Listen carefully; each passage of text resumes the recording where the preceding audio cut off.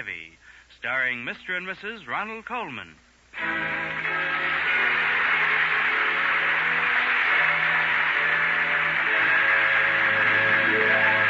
Good evening, this is Ronald Colman. And Benita Colman. Inviting you to join us again on the campus of Ivy College. And now, the Halls of Ivy.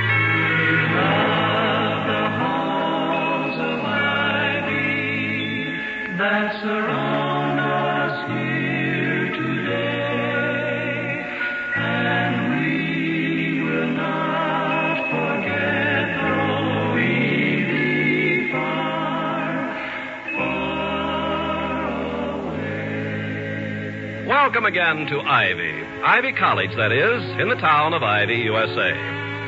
It's a problem with any good executive just how much authority to delegate. A top-ranking official must constantly walk the tightrope of decision, strung between the posts of authority and delegation. Dr. William Todhunter Hall has solved the situation rather neatly.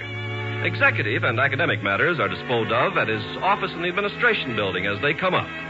Student and personal problems he prefers to deal with in the quiet of his own home at number 1 Faculty Row, where at the present moment he and his lovely wife, Victoria, are talking with Charles Merriweather, a member of the governing board. Dr. Hall is saying... And I'm glad you're back in town, Charles. Our social life always suffers from your absence due to a certain cheerfulness you impart and to your uncomplicated attitude toward everything. And if I may interrupt, thank you for your Christmas present. It was a very nice one and very thoughtful. Well, I'm very glad you liked it. What was it? Diogenes, put down your lantern. Here he is. Most people would have hinted around until they found out. You probably told your secretary to see what we might like and gave her carte blanche to fill out the order and then left town. That's exactly what I did, ma'am. Only I amplified the instructions a bit. I said, Peggy, use your own judgment on a Christmas gift for the Halls, remembering that the best is none too good for them and price is no object. But don't be an idiot. Peggy, I might add, is quite beautiful, and I pay her twice what any other secretary would get only because she's my wife's niece, and not because she ever knows what day it is. What did I give you for Christmas? A lifetime subscription to the literary census. We thank you and recommend another raise for Peggy. One more raise and she'll be making more than I am.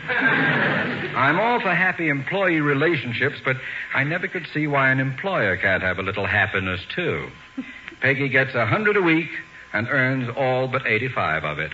Where did you go on your trip, Mr. Merriweather? And was it golf or business? Well, it was golf on the agenda and business on my income tax. That is, it was supposed to be golf on the agenda. But the further south I went, the colder it got, and I hate to play with earmuffs on. I can't hear the caddies' dirty comments. So I swapped a couple of oil fields to make the trip legitimate tax-wise and came home to see you. Not you, Bill, particularly, just Mrs. Hall. She's prettier. I find her rather nice to come home to myself. Between you two, I won't dare leave the house. I'll have to stand just inside the front door with my lipstick in my hand. Ma'am, as one of your more outspoken admirers... Oh, good heavens, I'd forgotten completely. Young Thurber told me he was coming over. This must be he. Well, Louisa let him in. Is that Dawson Thurber, the ROTC captain? Yes, darling, it is. Well, if this is a personal interview, Bill, I'd better be on my way. Hello, Dr. Hall. Hello, Mr. Thurber. I'm a little early, but your housekeeper told me to come right in. Well, that's quite all right, Mr. Thurber. I'm Mrs. Hall. Hello, Mrs. Hall. Mr. Merriweather, this is the student commander of Ivy's ROTC, Captain Dawson Thurber. Mr. Merriweather is a member of our Board of Governors. How do you do, sir? I'm glad to meet you, son. You have a very snappy unit. How's it shaping up for the review tomorrow? All in order, sir. You're reviewing us, aren't you, Dr. Hall? Oh, I am indeed. It's a great honor. Dedicating the new war memorial to the men of Ivy who finished their courses with the highest possible honors on foreign soil. But, did you come here to consult me about tomorrow's arrangements, Captain? No, sir. We're pretty well organized on that. This is more of a personal matter. It's about my girl. Well, I was going to excuse myself, Captain, but if this is about an affair of the heart, I'll just stay here and throw in some advice which I'm sure you're much too intelligent to take. I'd welcome an outside opinion, Mr. Merriweather. Well, what's the difficulty, Thurber? And who's the girl? Well, first, you know the hot dog wagon on the campus? Oh, the one the students call the a la carte? Why, certainly.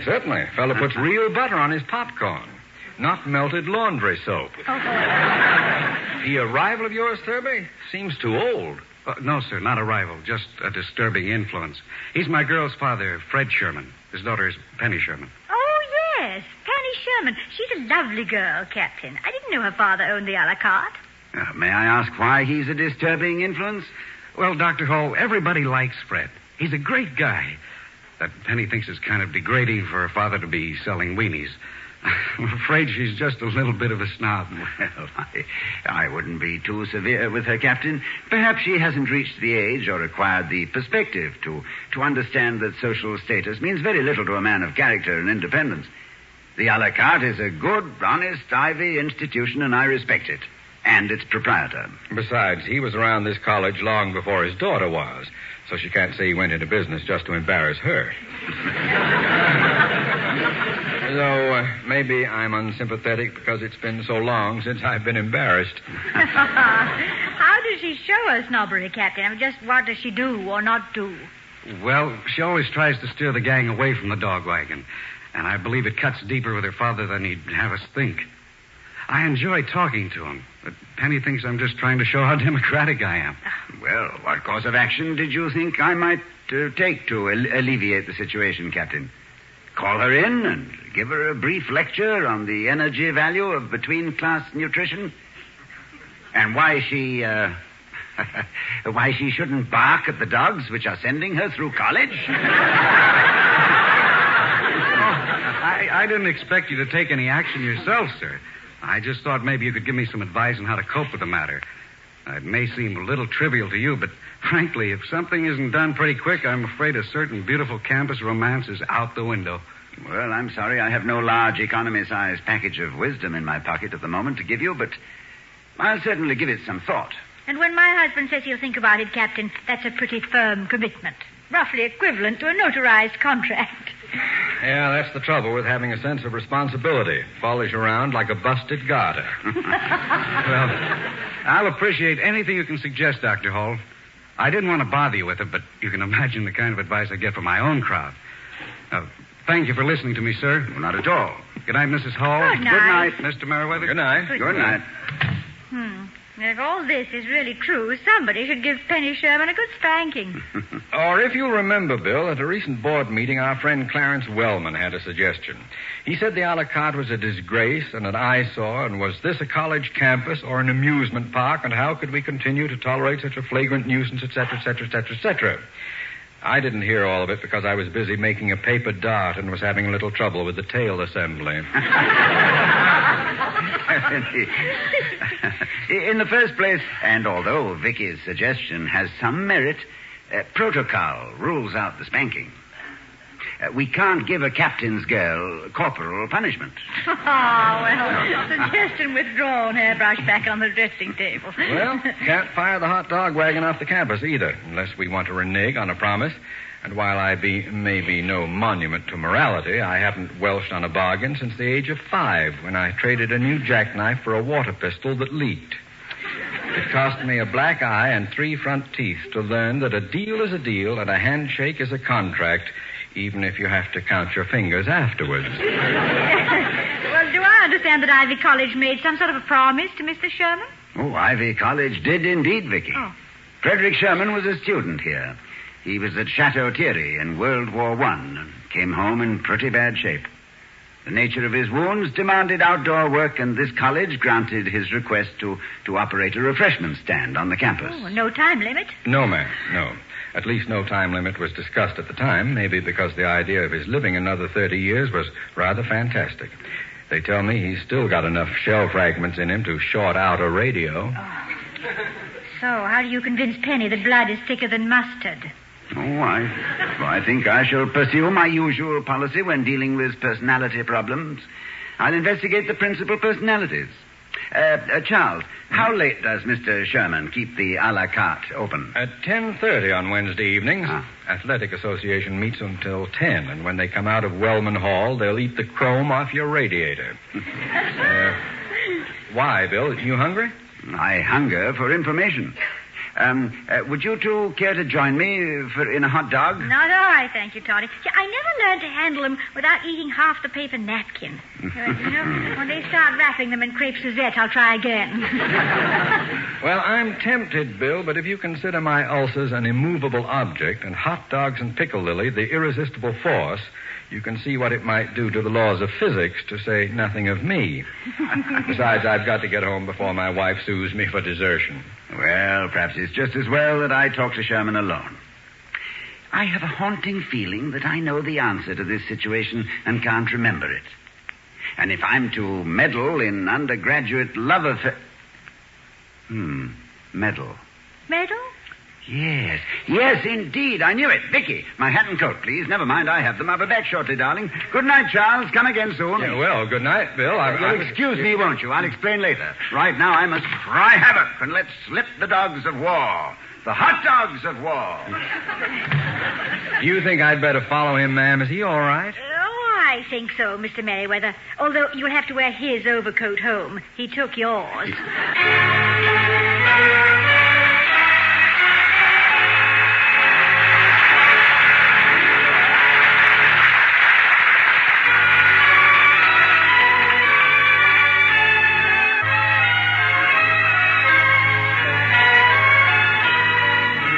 The Voice of America is bringing you this rebroadcast presentation of The Halls of Ivy, starring Mr. and Mrs. Ronald Coleman.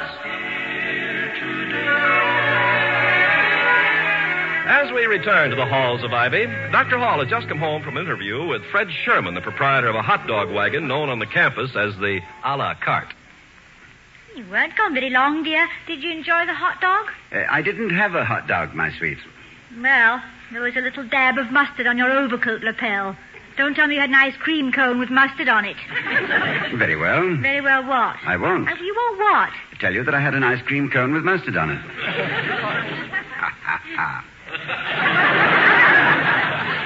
In the first place, my love, it would be a falsehood. And I am one married man who finds his wife so understanding and so completely sympathetic that I deem it none unnecessary to resort to prevarication. In the second place, the very thought of a mustard-topped ice cream cone is so aesthetically repugnant, Toddy. so gastronomically fantastic, and so digestively frightening that I... yes, my love?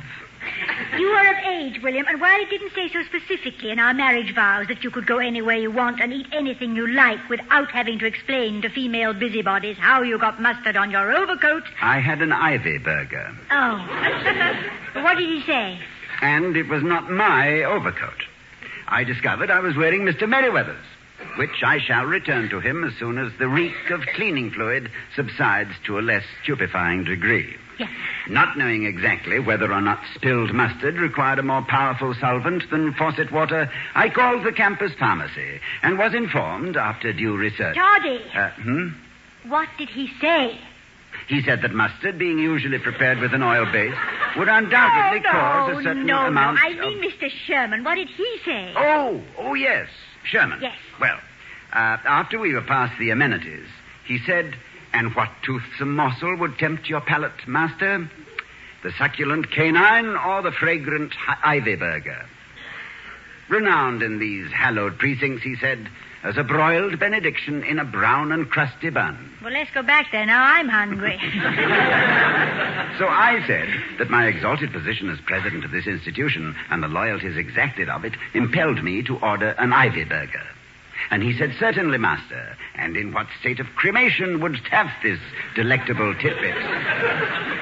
Pink as a blushing dawn," he said, "or charred like the soul of an unbeliever?" I said, "Well done, thou good and faithful servant." And he said, "Well done it is, master." And I said... Excuse me. Yes, dear? Was your entire conversation conducted on the same level of sickening whimsy? No, dear. You turned quite prosaic after that. Well, good. With what result? With the result that I have asked Mr. Fred Sherman and his daughter, Penny, to be our guests in the reviewing stand tomorrow. You see, as I had half remembered, Fred Sherman in World War I was a hero of no mean stature. He's a Medal of Honor man, which doesn't seem to impress his daughter. A Congressional Medal of Honor? Well, isn't that the highest award that's given? It is. It originated in the Civil War, and it's usually awarded at the order of Congress and by the President of the United States. It carries unusual prerogatives and entitles the holder to some such sum as $6 or $8 a month from a grateful government. Well, it seems a little preposterous now, but I suppose during the Civil War it went a long way towards paying the rent. Oh, yes, and I think there's a bill about to be introduced in Congress to increase the allotment to $100 per month. But the medal itself, for valor beyond the call of duty... Louisa's off today. Shall I answer it? No, darling, I'll get it. Well, that merits at least a campaign ribbon for courtesy. Good evening, Dr. Hall. I'm Penny Sherman. I hope it's not too late. Oh, not at all, Miss Sherman. I'm very glad to see you. Come in. Thank you. Victoria, this is Penny Sherman. Hello, Mrs. Hall. Hello, Penny. It was nice to meet you. I'm sorry to call so late, Mrs. Hall, but Father just told me about tomorrow. I mean about being your guest in the reviewing stand. I'm kind of stunned. Oh, don't be stunned, Miss Sherman. Just accept it as the rightful due of the daughter of a Medal of Honor man. There's enough glamour attached to that decoration to shed quite a bit of reflected glory. But you said... Well, I mean, you told him that he was to be honored at the review. Why, he's had that medal for maybe 30 years, since long before I was born. Old medals never die, Penny. They're just put away. And the Medal of Honor doesn't tarnish even after 30 years. We're quite apt to take our living heroes for granted. But isn't it nice to have a father who can stand with John Paul Jones and Paul Revere and Marion Francis? Marion Francis? Who was she, Mrs. Hall? She was a he, Miss Sherman. And it was not Marion Francis. It was Francis Marion, the swamp fox of Virginia. Oh, yes, of course, yes. You'll excuse my wife's pardonable British misconceptions about the American Revolution, Miss Sherman. It is probably rooted in embarrassment. Embarrassment, nothing. Well, we lost that war on purpose. We knew you'd eventually run out of beaver furs and go broke. Forgive this historical digression, Miss Sherman. The point we started from was that there is no statute of limitations on heroism. Your father has brought honor to Ivy College. Tomorrow we shall endeavor to recompense slightly for our neglect in recognition. Yes, I understand that, Dr. Hall, but why me? I have no right on the reviewing stand. I'm not a hero. Though I came over tonight to thank you for the invitation. A Medal of Honor man has certain rights, Penny, and one of them is to share his great moments with his family. You'll be at the reviewing stand at 10 o'clock tomorrow morning, Miss Sherman. You'll sit with Mrs. Hall and me, and whatever visiting gold braid they can spare from the Pentagon building. And, Miss Sherman... Yes, Dr. Hall? Wear your prettiest dress. You're the only girl on the campus whose father has the Congressional Medal of Honor and is living to wear it. To quote the historian Sallust, ancestral glory is, as it were, a lamp to posterity. So, you shall be a daughter lustrous in the light of her illustrious father.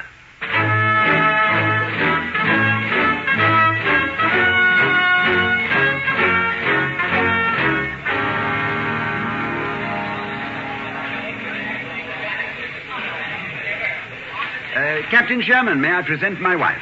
Victoria, this is our guest of honor, Frederick Sherman. I haven't had much practice saluting, Captain Sherman, so could I just shake hands?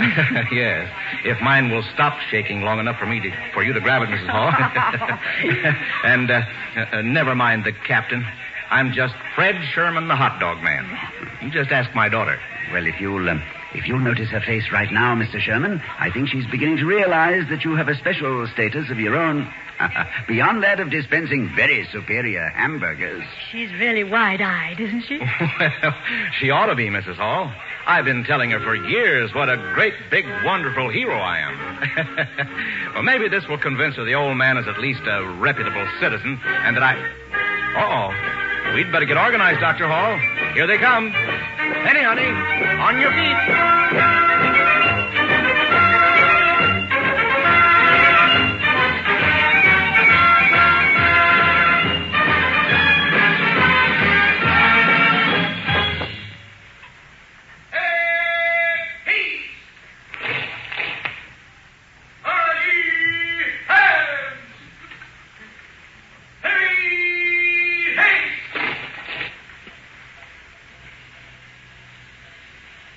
Ladies and gentlemen of Ivy, honored guests, This is more than a routine review of Ivy College's splendid ROTC unit. It is in the nature of a double tribute, with honors equally divided. It is my privilege to dedicate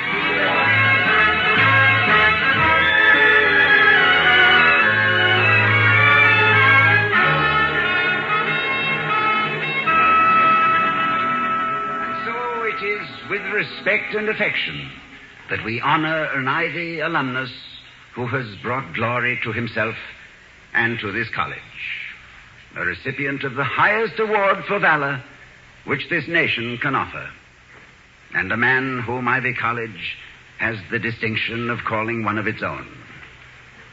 We salute Captain Frederick Sherman, Rainbow Division, holder of the Congressional Medal of Honor.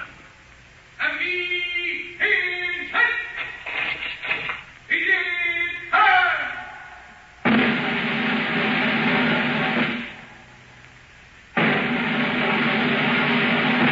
My own father.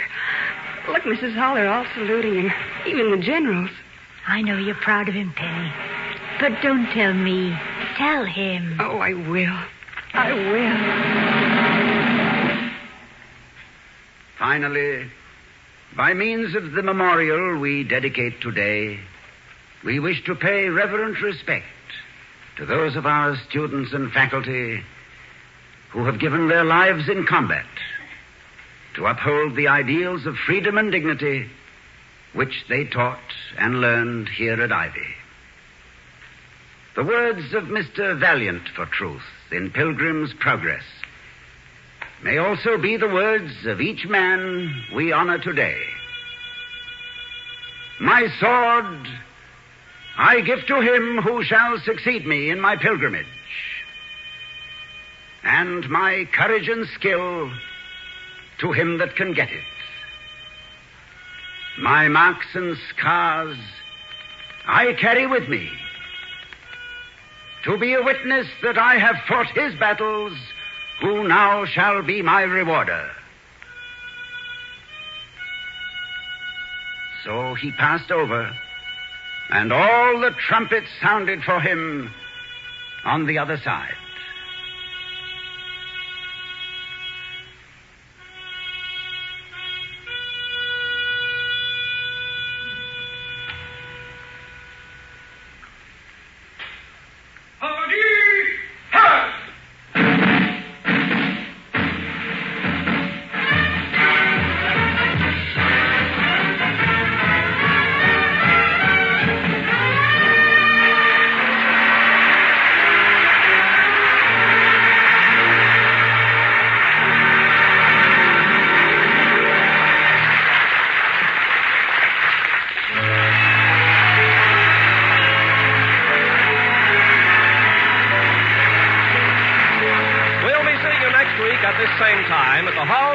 Starring Mr. and Mrs. Ronald Colton. Mr. Merriweather is played by Gail Gordon.